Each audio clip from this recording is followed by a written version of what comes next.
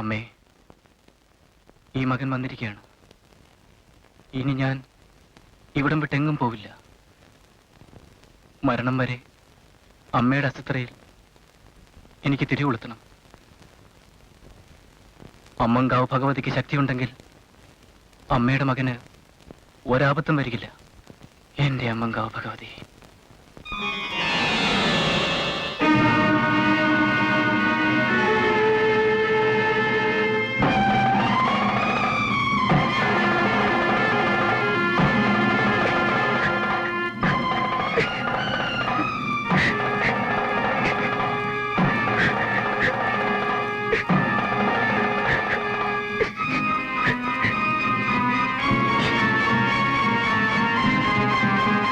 ജോസഫേ, Joseph എഴുന്നേക്ക്.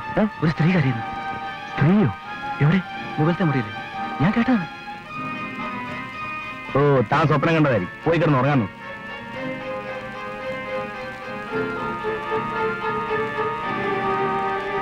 താൻ കേട്ടതാണ്. ഞാൻ കേട്ടതാണ്. അല്ലെ, താൻ വന്ന് നോക്ക്. ശരാ,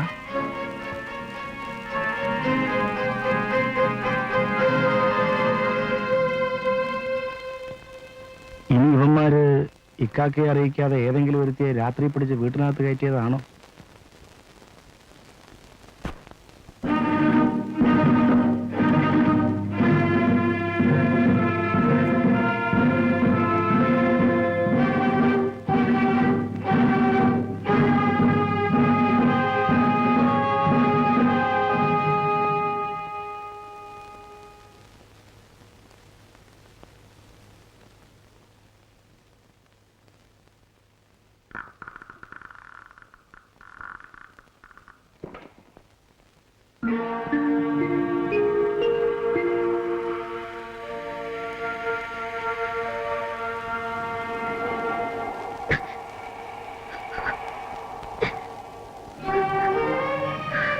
നിങ്ങൾ ആരാണ്? പറയൂ, നിങ്ങൾ ആരാണ്? ഞാൻ അമ്മങ്കാവിൽ ഭഗവതിയാണ്. വർഷങ്ങളായി ഒരു സ്ത്രീ എന്നെ മന്ത്രശക്തികൾക്ക് അടിമയാക്കി ദുഷ്കർമ്മങ്ങൾ ചെയ്യിക്കുന്നു. എന്നെ ഒന്ന് സ്വതന്ത്രയാക്കും. ഇപ്പൊ പോരുത്. ആരാടാ മുറിക്കകത്ത്? എനിക്കറിയില്ല. ആരോടാ കറിയ പാതിരാക്കി സംസാരിക്കുന്നു? എനിക്കറിഞ്ഞൂടാ. അമ്പട കൊച്ചു കള്ള. അപ്പത് നിങ്ങൾ അറിഞ്ഞുകൊണ്ടുള്ള അഡ്ജസ്റ്റ്മെന്റ് അല്ലേ? അമ്മയെ അടിമപ്പെടുത്തി വെച്ചിരിക്കുന്ന ആ സ്ത്രീ ആരാണ്? താൻ ആരോടാ കറിയാ ഈ പാതിരാക്കി സംസാരിക്കുന്നു? തന്നോടാണ് ഇപ്പൊ അങ്ങോട്ട് കയറി വരാൻ പറഞ്ഞത്. താൻ കഥവടച്ചിരുന്ന് സംസാരിക്കുന്നത് കണ്ടപ്പോ ഞാൻ ഓർത്തു ആരെങ്കിലും കാണുമെന്ന്. ആ, എന്നാ താഴെ നിന്നോ. ആളിനോടെ പുളിക്കി വെച്ചിട്ടുണ്ട്. വരൂ സദൻ.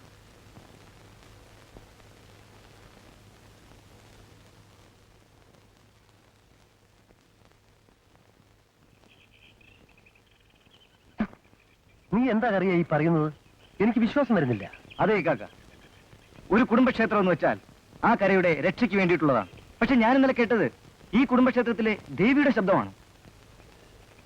എന്നിട്ട് അപൂർവമായ മന്ത്രശക്തിയുള്ള ഒരു സ്ത്രീ ദേവിയെ നിരായുധയാക്കി അടിമയാക്കി വെച്ചിരിക്കുകയാണ്. അതിനുള്ള പ്രതിവിധി നിനക്കറിയില്ലേ? ആ സ്ത്രീ ആരാണെന്ന് അറിഞ്ഞിരുന്നെങ്കിൽ എനിക്ക് കുറച്ചുകൂടി എളുപ്പമായിരുന്നു. ഇന്നലെ അതറിയുന്നതിന് മുൻപല്ലേ ആ ജോസഫ് ചാരുവീണ് ആകെ നശിപ്പിച്ചത്. ഒരിക്കൽ കൂടി നിനക്ക് ആ ശബ്ദം കേൾക്കാൻ ശ്രമിച്ചൂടെ? അങ്ങനെ ശ്രമിച്ചുകൊണ്ടായില്ലേ കാക്ക. ഇന്നലെ തന്നെ എനിക്കത് കേൾക്കാൻ കഴിഞ്ഞത് ഒരു നിമിത്തം കൊണ്ടാണ്. ഈ നിമിത്തം എപ്പോഴും ഉണ്ടായിക്കൊള്ളണമെന്നില്ല. ഏതായാലും ഞാൻ എന്റെ മന്ത്രമുറകൾ നാളെ തന്നെ ആരംഭിക്കാൻ പോകുകയാണ്. ജോസഫ് എവിടെ? അവൻ ക്യാമറയും തൂക്കി രാവിലെ എന്നെ നാടുവിട്ട് ഇറങ്ങിയിരിക്കൽ. സന്ധ്യയ്ക്ക് മുമ്പ് എത്താൻ ഞാൻ പറഞ്ഞിട്ടുണ്ട്. പൊടിയൻ ഒരു കഥയില്ലാത്തവനാണ്. എല്ലാ കാര്യങ്ങളും തല കീഴായി അവൻ ചെയ്യും. പക്ഷേ അവനെ ഇഷ്ടപ്പെടാനേ നമുക്ക് കഴിയൂ.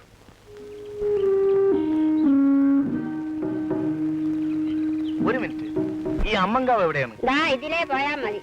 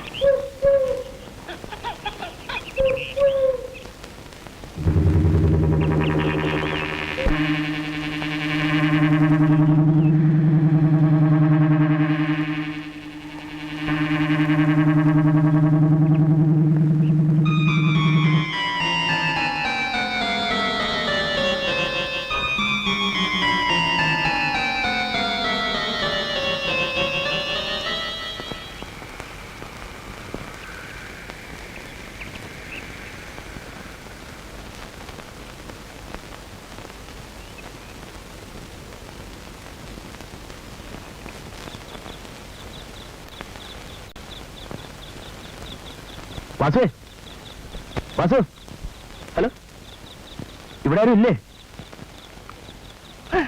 അല്ല, ഔസേപ്പ് സാറോ? ഇരുന്നാട്ടെ. സൂക്ഷിക്കണം, കാലല്പം ഇളകുന്നതാ. അല്പം കാലം നിളകി പോകാമെന്ന് കരുതിയാ ഇങ്ങോട്ട് പോന്നത്. അയ്യോ, അതിനെന്താ? ഈ ഗോമതിയെ, ഗോമതി, കള്ളിന് എന്താ ഉണ്ടടി നാക്കത്തും തൊട്ട് വെക്കാന്? വലിയ പട്ടണത്തിൽ നിന്ന് വരുന്നവര് ഇവിടെ ഉള്ളതൊക്കെ തിന്നുവോ? എന്ന് കരുതി തൊന്ത പിടിച്ച് നാക്ക് നീ സൂക്ഷിച്ചു വെച്ചോണം. ആര് പറയുന്നത് കരുതിയല്ലേ സാറിഞ്ഞോട്ട് വന്നിരിക്കുന്നത്? ഓ, പിന്നെ ഞാനിപ്പോ വിളിച്ചു പോവാൻ പോവാ. അല്ല പിന്നെ എന്നാലേ സാറ് കഴിച്ചോണ്ടിരുന്നട്ടെ. ഞാനേ നിരപ്പല ഇടാതാ വന്നത്. ഞാൻ കട അടച്ചിട്ട് വരട്ടെ. വാസു, വാസു പോയാല് പെട്ടെന്ന് ആരേലും വന്നാലോ? സാർ ഇങ്ങനെ പേടിച്ചാലോ? ഗോമതിയെ, ആ കട വന്ന് ചാരിയേനെ സാർ അകത്തെത്തി എന്നാട്ടെ.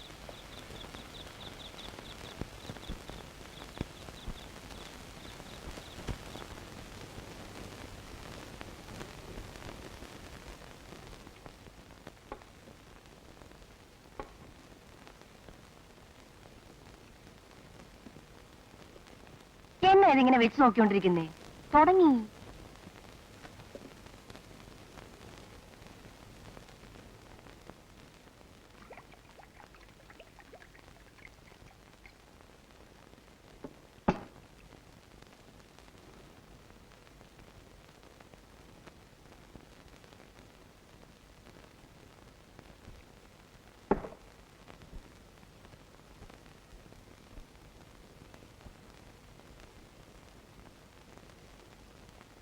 എന്നാ ഞാൻ ഇറങ്ങട്ടെ, നേരെ ഒത്തിരിയായി. അയ്യോ, അത് പറ്റിയല്ല. അങ്ങേര് വന്നിട്ടേ പോകാവൂ. അല്ലെങ്കിൽ എന്നെ നിലത്ത് നിർത്തുകയില്ല. അത്രയ്ക്ക് ആത്മാർത്ഥമാ. അടുത്തു കഴിഞ്ഞാല് കണ്ണിനിരിപ്പുണ്ട്, ഞാൻ കൊണ്ടുവരാം. ഒന്ന് വെറുതെ ഇരിക്കൂ കാക്ക. ഇക്കാക്കയാണ് അവൻ ആവശ്യമില്ലാത്ത എല്ലാ സപ്പോർട്ട് കൊടുക്കുന്നത്. സന്ധ്യ കഴിഞ്ഞാൽ ആരും പുറത്തു പോയെന്ന് ഞാൻ പറഞ്ഞത് എനിക്ക് വട്ടായോണ്ടൊന്നുമല്ല, ഓരോ കാരണങ്ങളുള്ളതുകൊണ്ടാ. സൂക്ഷിച്ച എല്ലാവർക്കും കൊള്ളാം. ഇതൊക്കെ കൊണ്ടാണ് ഞാൻ ആദ്യമേ പറഞ്ഞത് ജോസഫ് വരണ്ട വരണ്ട എന്ന്. അവൻ എങ്ങോട്ട് പോകുന്നാ പറഞ്ഞത്? അമ്പലമൊക്കെ കാണണമെന്ന് പറഞ്ഞ് ക്യാമറയും കൊണ്ടാ പോയിരിക്കുന്നത്. അവനിങ്ങോട്ട് വരട്ടെ, ഞാൻ തന്നെ ചോദിച്ചോളാം.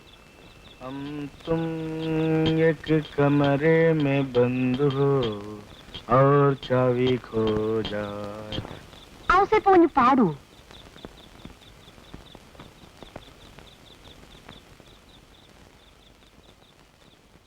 കൊള്ളാം. കുമാന്നല്ലയോ തൊണ്ടേന്ന് വരുന്നേ?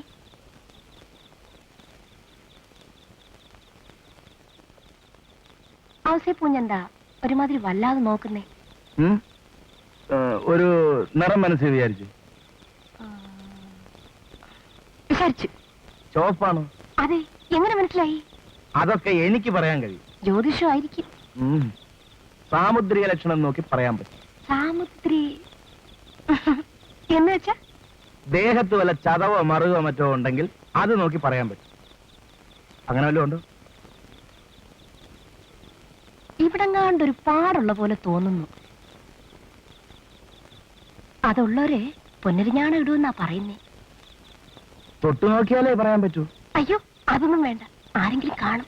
കൊച്ചു കള്ളേ, അപ്പൊ അതാണ് കാര്യം. ആരെങ്കിലും കാണും. ആരും കണ്ടില്ലെങ്കിൽ നോ ഒബ്ജക്ഷൻ, അല്ലേ? ഔസേപ്പ് കുഞ്ഞിന്റെ കയ്യിലിരിക്കുന്ന ഈ പെട്ടി എന്നതാ? പടം പിടിക്കുന്നോ? ഗോമതി ഒരു പടം എടുക്കട്ടെ, നന്നായിരിക്കും. പടം എടുത്തു. പക്ഷെ എടുത്ത കാര്യം ആരോടും പറയല്ലേ, അങ്ങേരോട് പോലും. പെരുങ്കള്ളി, നീ ബുദ്ധിപരമായി സംസാരിക്കുന്നു. എന്തായാലും വാസു അറിയരുത്, അത്രയല്ലേ ഉള്ളൂ. ഏറ്റിരിക്കുന്നു. പിന്നെന്താ നോക്കിയിരിക്കുന്നേ? എടുത്താട്ടെ. ഇനിയും താമസിച്ചാ പൊട്ടൊക്കെ വേർപ്പി പടരും. പക്ഷേ ഫിലിം ലോഡ് ചെയ്യാൻ ഒരു ഇരുട്ടുമുറി വേണം. അകത്തെ മുറി നല്ല ഇരുട്ടാ. ഇരുട്ടുമുറി എന്നാ ഞങ്ങളൊക്കെ വിളിക്കുന്നത്. വന്നാട്ടെ.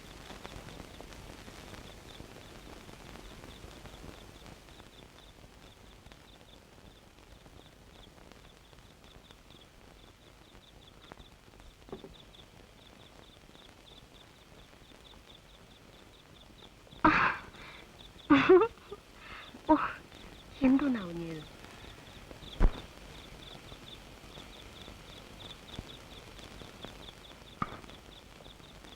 ഗോമതിയേ, ഗോമതി.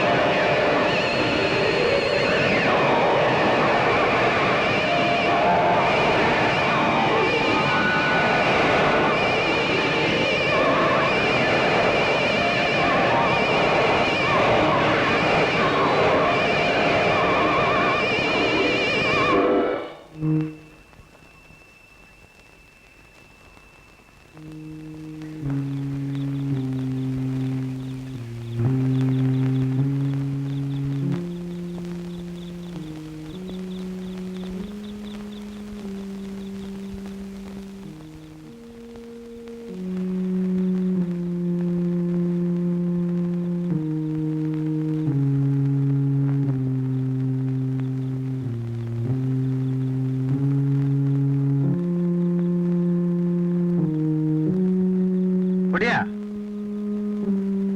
എവിടെയായിരുന്നു ഇതുവരെ? നിന്നോട് പറഞ്ഞിട്ടില്ലല്ലേ രാത്രി വൈകിയുള്ള സവാരി പാടില്ലെന്ന്? അമ്പലത്തിൽ നിന്ന് വരുമ്പോ ഫുട്ബോൾ വലുപ്പത്തിൽ ഒരു തീ കൊണ്ട് എന്നെ നിരച്ചേറി വന്നു. അതറിയോ? എന്നിട്ടെന്താ എന്റെ ഷൂ കത്തിയെറിഞ്ഞ കണ്ടു.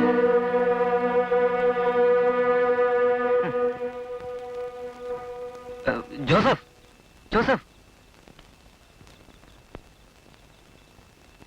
സദൻ, ഇക്കക്ക, ഞാൻ സംസാരിച്ചിരുന്നപ്പോ സ്വരം കടുത്തിരുന്നോ?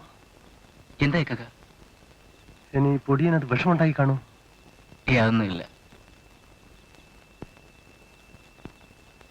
ആ, നീ പോയി ചോറുണ്ട്. എന്താ കറിയ കാര്യം? പറയാം.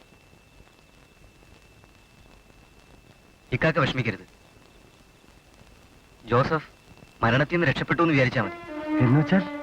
ജോസഫ് കണ്ട തീയുണ്ട ദുർമന്ത്രവാദത്തിന്റെ ആജ്ഞാനുവൃത്തിയാണ്. അഗ്നിമുഖൻ എന്നാണ് എന്റെ പേര്. നീ എന്താണ് കറിയായി പറയുന്നത്? അതേ കാക്ക, ഈ വീട്ടിൽ താമസിക്കുന്നവരുടെ നേർക്കുള്ള ആദ്യത്തെ ആക്രമണമാണിത്. ജോസഫ് രക്ഷപ്പെടാൻ തന്നെ കാരണം അവൻ ധരിച്ചിരുന്ന മുതലത്തോല് കൊണ്ടുള്ള ഷൂസാണ്. അതെന്താ അങ്ങനെ? മുതലത്തോല് ഇതിന് ബദ്ധവിരോധമാണ്. അതുകൊണ്ട് തൊഴിച്ചുകൊണ്ടാണ് അഗ്നിമുഖന്റെ കഥ കഴിഞ്ഞത്. ഇനിയും ആക്രമണം ഉണ്ടാകാം. നാം ശ്രദ്ധിക്കണം. നീ പറയുന്നത് കേട്ടിട്ട് എനിക്ക് കൂടി പേടി തോന്നുന്നു. പക്ഷേ ആരാണ് ഈ ദുർമന്ത്രവാദങ്ങൾക്ക് ഉത്തരവാദി? അതാണ് എനിക്കും പിടികിട്ടാത്തത്. ഏതായാലും ഈ വിവരം സദനോ ജോസഫോ അറിയണ്ട. വരും കൂണിരിക്കാം.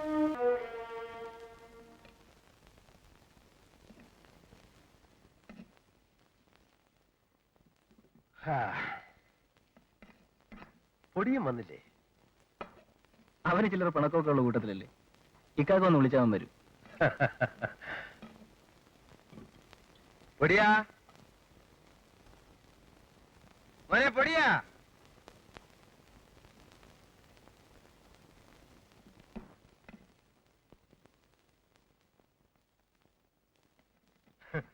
നീ എന്താടാ പൊടിയാ ചെറിയ പിള്ളേരെ പോലെ എന്തെങ്കിലും പറഞ്ഞാൽ കാര്യമായി എടുക്കാതെ പിണങ്ങുന്നത്? നീക്കറിയാ, നമ്മുടെ പൊടിയനൊന്ന് കുളിച്ച് മുടി ചെയ്യാതെ വന്നാൽ ഒരു പ്രത്യേക സൗന്ദര്യം തന്നെ അല്ലേ? പിന്നെ ഒന്ന് ചിരിക്കും കൂടി ചെയ്താൽ പിന്നെ പറയാൻ വേണ്ട.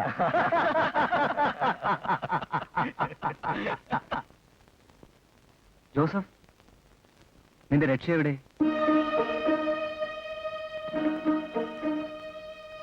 പോയി കുളിമുറിയിൽ നോക്ക്. ചിലപ്പോ കുളിക്കുന്നതിനിടയിൽ. ഇല്ല, കുളിക്കുമ്പോഴത് ഉണ്ടായിരുന്നതായി ഞാൻ ഓർമ്മിക്കുന്നില്ല. പിന്നെ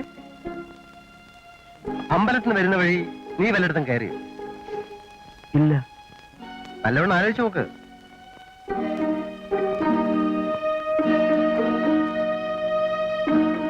ചിലപ്പോ വാസുവിന്റെ വീട്ടിലോ മറ്റോ കാണുമോ? നീ വാസുവിന്റെ വീട്ടിൽ കയറിയോ? അതെ, വരുന്ന വഴിക്ക് വാസുവിന്റെ വീട്ടിൽ. അവിടെ ആരുണ്ടായിരുന്നു? വാസു. വാസു കുറച്ചു നേരത്തെ പുറത്തു പോകുന്നു കണ്ടല്ലോ. ഉണ്ടായിരുന്നു കാക്ക. ഒടിയാ